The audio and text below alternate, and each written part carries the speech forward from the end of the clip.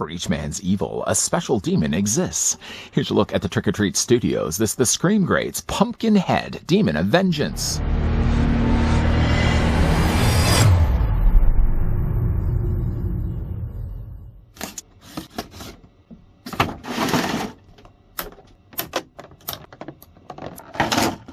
Add to your Halloween horror collection with the officially licensed Pumpkinhead Scream Greats 10.5-inch action figure.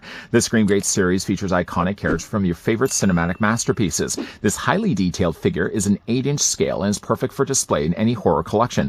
Larger than the rest of the line, Pumpkinhead stands approximately 10.5 inches tall. The monster includes a stand and is packaged in a display box. Luckily for you, you won't need the help of a witch to summon this spirit of vengeance. Yeah, the Trick or Treat Studios Scream Greats Pumpkinhead is available either right now at Tot's website directly, or you can also order it from other online sites. Now, I've ordered mine from Entertainment Earth just because I had a credit over at Entertainment at the time. But yeah, you can either order from either one of those sites. I'll provide links down below in the video description. I'll also bring in a second the other Scream Greats, and you can see how great the line has been so far. He's clearly going to be a lot taller too.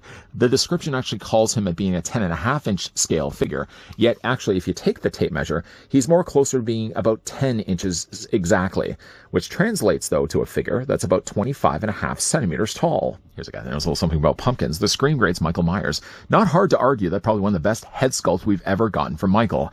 Not only has Trick or Treat Studios been doing such a fine job on the 6-scale sizing of Myers, but don't overlook what they've also been doing with the Scream Greats. Not only did we get ourselves a fine-looking Myers, but we also got an equally cool-looking Motel Hell Farmer Vincent. And not slouching at all, here's also what the figure looks like with Candyman. Now for the figure's accessories, it's easy to count that he only has one. That's his display stand. The display stand, though, not bad at all. It's basically just cast here in black plastic. It does have the Scream Greats logo along the top, and it does have dedicatedly sized pegs. These pegs won't work specifically where you flip the figure around and they'll work the same way. No, in fact, actually, when you're putting him down on the display stand, and one reason why I chose to leave the stand off at the beginning of this review is more just to show you that, yeah, the Pumpkinhead stands fine on his own. I mean, if you are one that likes, for example, I'm going to bring back in Michael Myers here. If you're one that likes just to display your figures loose without display stands, Pumpkinhead, you have no worries whatsoever. The figure stands, like I said, fine. Going, though, back to the display stand, one thing, though, again, like when you're putting him down, you'll notice on the bottom of his feet, there's a hole that's larger than the other. They did that specifically so that when you are putting him down on the display base, there's only one way to put him. Basically attach the one foot on one side and obviously match up the other on the other. And then, of course, he's displayed that way. But let's just say, because I said all that, if you wanted to flip the figure around and put him in the opposite direction, the opposite configuration, just detach him from the display stand pegs, flip him around, and you'll notice right away the foot doesn't actually go down on the peg. It's way too large on this side. So again, there's only one way to actually put him down on the display stand. I mean, not that that's a real big thing anyways. I would like to think, though, if you're going to be putting the figure on the shelf with the use of the display stand, you probably would want to have the Scream Greats facing forward anyways. Let's move that off to the side and getting a closer look at Pumpkinhead. Boy, this figure is one that I have been waiting a while for. I really like the look of him quite a lot as well. And, you know, again, he's not just a statue. I mean, that's one of the kind of misconceptions when you think of, like, the Scream Greats. Some have said that they're basically more statues than they are figures. But, you know, there are some decent posability points on all of them. The Michael Myers had, like, ball joints, for example, in his head, hinge joints, though, in the shoulders, and a swivel joint also in his hand. So he had some mileage to work with. Pumpkinhead seems to have a little bit more, but before we actually start talking a little bit about the posability points on Pumpkinhead, sorry for spitting all over you, let's look at that stellar-looking head sculpt. Knocking out of the park would probably be a thing I'm going to say quite often in this review, and I think they've done such a great job on the release here of Pumpkinhead. Other than really what I can think of is like the movie Maniac's Pumpkinhead, there hasn't really been much to market at all this Vengeance character. There's been few and far between, and I'm glad to kind of now see that Pumpkinhead's getting more of a spotlight when it comes to figures and collectibles. I mean, it's such a good looking head sculpt, though. I mean, getting just a closer look at what's going on here. I mean, just to say that he's been layered in paint is an understatement. I mean, look at how many layers of paint go into the head sculpt of Pumpkinhead. I would imagine he probably starts more like this beige color and then airbrushed over it, layers upon layers. You got like more of a darker reddish coloring of that same beige and some nice added little bit of grays in there as well.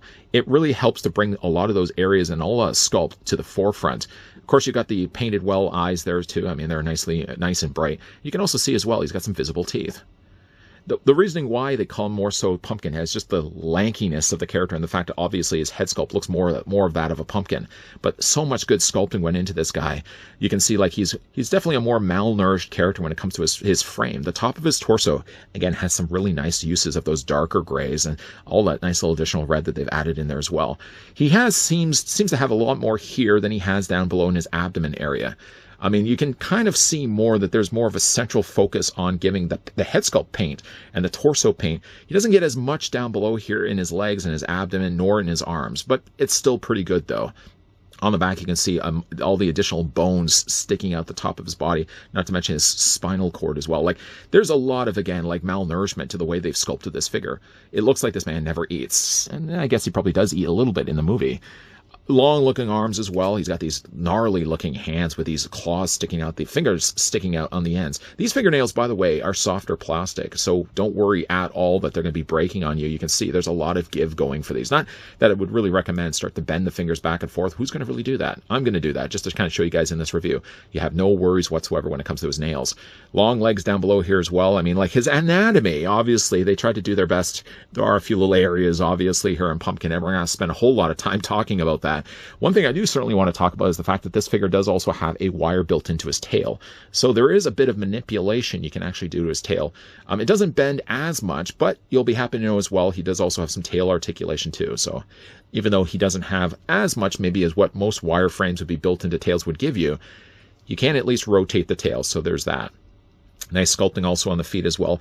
I also like really the design of the stilted character like this. Now, obviously, this would have been a real stuntman working underneath the costume. No relying on actual CG. I mean, obviously, if they started to do a Pumpkinhead movie now, everything would have to rely on CG. Practical effects is really where a chance for like a monster like this to really shine. Now, for the posability on this guy, there's a lot to really talk about. Like, he's not as much of a statue as you would think. The head's, first of all, going to be on what seems to be a ball joint, because it does move up and it does move down. So again, if you want to have more of a looming look onto the character, you can easily pose the head down like this. There's also a bit of a rock back and forth there as well. The upper torso, very generous of a ball joint, so you can rotate that all the way around. The arms do hinge out, so there's, if you were to look at this like a T-pose, the figure essentially would be able to do that, although there's no posability in the elbows, either one of the elbows, nor is there really posability in the hands. Again, I don't feel like it necessarily needs that as well. Like, for me to pose this guy on the shelf, he's pretty much going to be doing exactly what he's doing right now, other than maybe just bring the tail down to give him that supporting strut. Just like that. Yeah, again, like his arms do rotate all the way around. There's the hinge that goes back and forth. Again, no posability, but I don't think it necessarily needs it either. There's no posability either for the legs. But again, really with the size of this guy's frame, how much movement do you really necessarily need for his legs? They don't hinge out. There's no bend in the knee. There's no bend in the foot. But it makes it at least more for a stable figure. And I mean, obviously, when you're looking at the construction of these figures too, the more you add to the posability, the more the price would also go up as well. There's some posability also on the back of his tail too. I know we've already kind of covered off that. And yeah, there's the little guiding holes. They're not air holes. They're there just to basically guide the wire in when they're basically filling out the mold. But again, there's some posability there too, so you can rotate that all the way around. I'm super, super happy. It's probably really hard to kind of gauge this in this review, how excited I am to finally have myself a Pumpkinhead. Pumpkinhead, though, again, like, will be very nicely displayed next to my Michael Myers. Again, like when it comes to Pumpkinheads, very few and far between when it comes to collectibles figures for that matter. The oldest one, probably the first one I can think of, is the one that we got from the movie Maniacs line. And I always kind of really feel like when it comes to the screen grates, it's sort of now been the baton passed online. It's not a company anymore that was doing the movie Maniacs. Now, again, we've got ourselves Trick or Treat Studios helming the Screen Grates line. But if you are one that like to really get heavily into collecting the movie Maniacs back in the day, like, I feel like this is a very nice succession. It's a succession line that basically carries on the idea of what made the movie Maniacs so great in the past. Now, obviously, when it comes to displaying this guy on the shelf, notably a lot taller than both the Scream Greats on either side. Like, Farmer Vincent still is taller than Michael Myers, but he's nowhere near the height. Pumpkin clearly casts the shadow on all the other figures around him, and he should be that way. Pumpkinhead is an oversized character in the movie. He should also be oversized when you put this guy on your shelf. One of my favorite aspects of the Screen Greats is the fact that not only have they released popular characters, everybody knows a Michael Myers, but does everybody necessarily know a Farmer Vincent from Motel Hell? It's those deep-cut characters that have already made the Screen Greats such a great line, and they're not stopping any time either. With what they've announced already at Toy Fair, there's going to be a lot more deep-cut characters, And not that I would necessarily say that Pumpkinhead falls into the latter category. People may have recognized the face of this creature, but they may not be able to place the name of the movie. Pumpkinhead, I think, has like 5 movies already. I mean, obviously, it's only the first 3 or so, even the first 2, that are all that good.